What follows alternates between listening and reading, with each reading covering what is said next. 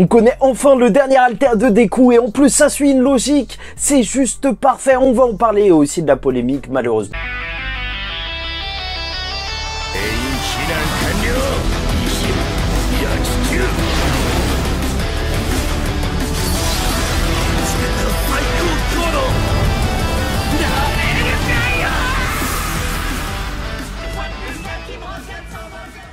Mesdames et messieurs, ici Chaz et on se retrouve aujourd'hui pour la review du chapitre 368 de My Hero Academia, One for All relâché. Et la démesure épique, la puissance qu'on ressent lors de ce chapitre est juste magnifique. Avec des coups de Shigaraki quand il se déplace, il saute, ça pète des plateformes. C'est juste parfait, même si...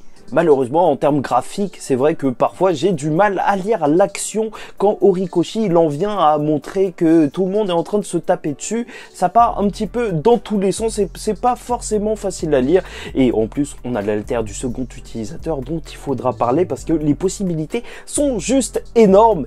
Et malheureusement, on commence par la polémique et je tiens déjà à vous le dire, certes en fait ça concerne cette cover en fait avec Toru qui est donc nu et je vais vous dire les arguments que j'ai pu entendre pour, contre et ensuite je vais vous donner mon avis et aussi je vais vous parler des petits débats que j'ai vus ici et là qui sont franchement un petit peu marrant, ouais, il faut le dire. Donc, alors, pour ceux qui défendent justement cette cover, j'ai vu justement des gens parler du fait que son alter, c'est l'invisibilité de base, et au moins ça nous a permis de voir le personnage. Certes, c'est vrai que c'est logique avec le personnage, et aussi que c'était juste un dessin. Ça, après, ça regarde chacun, c'est vraiment que ça dépend de la sensibilité de chacun, en fait, même tout ce sujet. Et donc, finalement, que, en fait, c'est aussi fait dans plusieurs autres mangas. Après, je trouve que c'est rarement fait aussi directement avec une page couleur, mais encore une fois, ça regarde chacun. Et les arguments contre, c'est bien entendu déjà qu'elle a 17 ans, elle est censée être mineure. En plus, elle était dans une pose assez suggestive. Dans un certain sens, on aurait pu imaginer même un costume pour elle depuis bien longtemps, comme pour Mirio, s'ils ont réussi à construire un costume pour elle, même si elle est invisible, bah, avec ses fibres de cheveux, je sais pas, tu mets de la farine dessus pour les coudre ou je sais pas quoi, il y avait peut-être moyen, et en plus, même Horikoshi, il avait d'autres solutions. S'il veut, il peut les trouver, hein. Elle a été plusieurs fois en uniforme de UA, il aurait pu faire une couverture comme ça, mais il a décidé de partir sur ça et je vous avoue que je considère personnellement, ça c'est mon avis, qu'il a fait un vrai dérapage, hein, vu tous les débats qu'il y a eu. Alors dans les débats les plus drôles que j'ai pu trouver ou les plus fous, elle est trop bonne, et un mec qui me fait mais calme-toi, c'est une mineure, et l'autre qui me fait mais attends, on parle de pixels là. C'est vrai que je me suis dit, mais qu'est-ce qui est en train de se passer dans la communauté My Hero Academia? Et même d'autres gens qui disaient, ah mais les enfants, ils vont être choqués.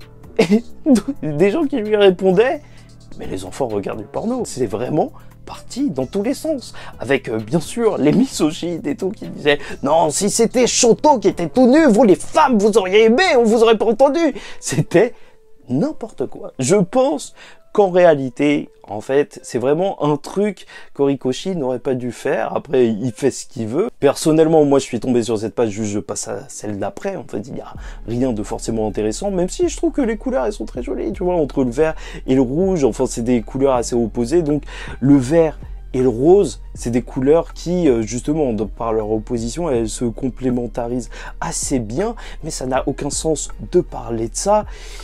Bon, j'avoue, j'ai été un petit peu trop lisse et autant dire les termes. En tant que lecteur, ça me dérange personnellement et ça regarde que moi. Parce que déjà, je suis vieux et elle est mineure, donc c'est assez particulier quand même de regarder des dessins de nus de mineurs. Et surtout, je trouve que ça décrédibilise l'œuvre parce que My Hero Academia, ça nous avait pas habitués à ça. Mais voilà, en tant que lecteur, juste je passe la page vite. Après, en tant que vidéaste, vu que je parle de My Hero Academia, vu que mon image, elle est un petit peu aussi attachée à My Hero Academia, oui, là, ça me dérange un petit peu plus. Et même ça me saoule, clairement ça me saoule. Même juste d'en parler en réalité ça m'a un petit peu saoulé, mais vu que je parle de tous les aspects d'un chapitre, alors ça me semblait important. Mais bref, voilà. Après pour les plus attentifs d'entre vous, c'est pas la première fois qu'Horikoshi il est dans ce genre de polémique, étant donné qu'il avait fait une cover, il y avait Toga et Twice, et elle était encore une fois dénudé, mais c'était beaucoup moins frontal qu'ici. Bref, parlons enfin des choses sérieuses, des choses qui sont intéressantes, parce que franchement, on s'en fout du reste, et c'est vraiment dommage qu'il y ait eu ça, puisqu'on retrouve le Deku en mode berserk, donc maîtrisé, cette fois pas sous le coup de la colère, qui avait demandé justement où se trouvait Shigaraki, si il était encore là. Et c'est là que ça va être assez intéressant, parce qu'on va avoir justement un rapport sur leur conscience, et donc Shigaraki dit que en fait leur conscience a fusionné, mais All for One a le dessus, étant donné que peut-être il est trop vieux. Moi, je dis qu'il a fait exprès et qu'il avait prévu son coup, parce que je le verrais mal être soumis justement à notre très cher Tenko. Mais heureusement, précédemment, lors du combat, Mirio avait justement, je vous rappelle, dit « Ah, Shigaraki qu'il n'avait pas d'amis », et Shigaraki avait dit un truc super chelou. « Non, j'ai des amis, j'ai un chien !» Et c'était choquant, mais voilà, il se rend bien compte que Tenko, le petit Tenko à sauver, se trouve encore à l'intérieur. Et ce que confirmera aussi Nana Shimura, puisqu'elle va voir son fils en orteil ou en doigt de main. Mais c'est vrai qu'un parent ne devrait jamais voir ça. Je sais pas si c'est triste ou juste archi bizarre. Et c'est donc là qu'on va passer au combat avec le Shigaraki Hulk monstrueux qui va juste sauter sur Deku. Et voilà, dès le début, dès la première action, voir que Shigaraki saute et que ça pète la plateforme, c'est juste parfait en termes de démesure. Encore une fois, t'es vraiment dans le bain du combat légendaire de la fin de My Hero Academia. Et en réalité, avec tout ce qui s'est passé lors de ce chapitre, je me demande vraiment si la plateforme, elle va tenir jusqu'à la fin du combat. Et donc, Deku va esquiver, il me semble, parce que je vois assez mal, en fait, j'ai eu du mal à lire justement cette page, les mouvements qu'il y a eu. J'espère qu'il a esquivé, parce que sinon je vois pas comment il aurait pu résister à ça en termes de défense, parce qu'on voit que Deku il est plus fort, mais est-ce que justement il tank mieux les attaques? Je ne sais pas, mais il va combiner deux haltères, et ça c'est assez intéressant étant donné justement l'étendue de ses possibilités avec plusieurs haltères, justement Fajin et donc Black Whip, pour créer justement cette Black Chain, cette chaîne noire. Déjà que Deku, tu vois, inspiré de Spider-Man qui lançait des toiles, là ça fait penser au Ghost Rider. Je trouve ça juste parfait. Après, malheureusement, Shigaraki, il va s'en sortir assez rapidement parce qu'il va pas tomber deux fois dans le même piège, même si la chaîne est plus dure. Et c'est là où on va voir la révélation du second utilisateur de son alter. Et il va dire qu'il fallait le garder pour la fin et qu'ils n'auront que 5 minutes avant la destruction du monde. Ok, on n'est pas sur Namek, déjà, il faut se calmer, mais c'est vrai que ça reste assez étrange. Pourquoi 5 minutes? Est-ce que justement ce serait un contre-coup face à l'utilisation de l'alter du second utilisateur? Peut-être bien, et c'est là qu'on va voir que en fait cet alter il fonctionne avec des gears, donc des vitesses en anglais, des vitesses de voiture, comme le même terme que Luffy, mais ça fonctionne différemment. C'est juste pour augmenter sa vitesse. Il va lâcher 3 coups à Shigaraki, mais qui sont légendaires, tu vois. Pas Gear 2, pas Gear 3 et Top Gear, c'est juste incroyable, parce que quand tu lis la page comme ça et que tu vois que le dernier coup il explose tout, mais vraiment ce chapitre, tu sens la puissance. Et d'après Mirio, ça aurait été plus rapide que le son, et même All for One, justement, il se rend compte que c'est l'alter du second utilisateur, et donc ça fait qu'on comprend pourquoi justement en voyant Bakugo qui lui a foncé dessus à toute vitesse, justement il a pensé au second utilisateur par rapport déjà à leur ressemblance physique peut-être, mais surtout par rapport à cette vitesse. Et je pense qu'avec ce chapitre, ça y est, c'est terminé, les théories Bakugo, donc que le second utilisateur est en réalité Bakugo, ça y est, c'est terminé, ça y est, ça a mis fin à cette grosse théorie. Et donc l'explication exacte, c'est que son alter permet de changer la vitesse de ce qu'il touche, donc transmission, cet alter, et Deku l'avait appliqué sur son propre point, et avec la puissance combinée de Fajin et donc du One for All, il arrive donc non pas à 100%, mais à 120% grâce à cette vitesse supplémentaire. C'est juste n'importe quoi. Mais ça me fait tellement plaisir justement d'avoir ce 120% parce que je vous avoue que quand on parle de 100%, j'ai eu ce débat avec d'autres personnes et qu'on comparait le 100% de Deku et d'All Might, c'est vrai que c'était assez difficile parce que dans un sens, je sais pas si c'est l'aura autour d'All Might, bah alors à chaque fois le débat c'était est-ce que c'était équivalent? Mais là, quand tu passes au 120%, ça se voit que non, Deku là, il est là, est là. Est-ce que ça sort du cadre? Ouais, voilà, c'est parfait. C'est ça que je voulais faire.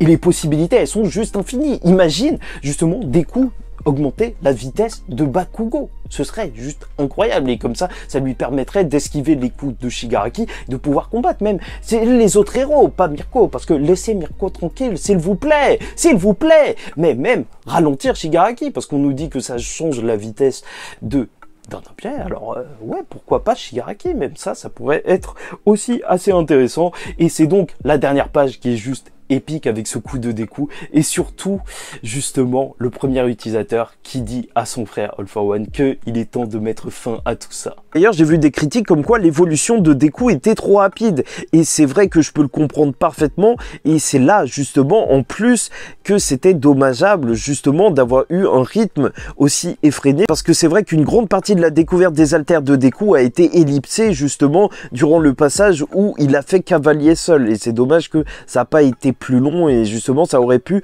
nous préparer justement à ce qu'il arrive au 120%. Et Izuku est juste monstrueux. Je compte faire une vidéo pour résumer chacun de ces haltères en détail, parce que je pense que ça ferait du bien à tout le monde, mais en soi on reste dans la même logique d'Horikoshi que j'apprécie particulièrement. C'est que les haltères de Deku, ce sont des équipements pour la suite, et donc ça n'a pas changé son style de combat, et ça, je trouve ça génial en fait. Deku, il n'a pas changé grâce à ses haltères, il a juste perfectionné son style. Cet haltère en vraie transmission, ça lui sert juste à aller plus vite. En vrai, ça change pas grand chose à la manière dont il utilisait justement ses capacités. Et c'est ça qui est génial. On reste dans le style de Deku. Alors que s'il avait eu un haltère de feu ou de glace ou de je sais pas quoi, en fait, pourquoi on pense directement aux haltères de Shoto? C'est chelou.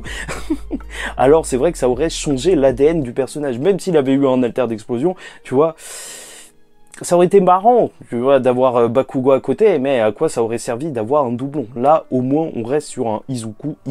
Et n'hésitez pas à me dire d'autres choses concernant les haltères de Deku, ce que vous en pensez ou autre. Ça, ce sera utile pour l'écriture de ma vidéo. Donc, merci bien, likez ou dislikez d'ailleurs, et abonnez-vous si vous n'êtes pas abonné, parce que chaque semaine, on parle de My Hero Academia, et c'est juste énorme. Et donc, on va terminer sur ça, parce que malgré tout, si Monoma cligne juste une fois des yeux, tout peut être terminé. Je vous rappelle que Shigaraki, son corps est en train de muter, mais il conserve les anciens dégâts. Mais si, justement, il retrouve son haltère de régénération et qu'il revient à l'état où juste toucher, juste avec un contact, il peut tout désintégrer avec ses milliards de mains, c'est juste terminé. Malgré la puissance de Deku, je vois très mal comment il pourrait gérer ça. Même s'il court vite, il pourrait esquiver. Mais ce qui est sûr, c'est qu'on va assister à un combat légendaire.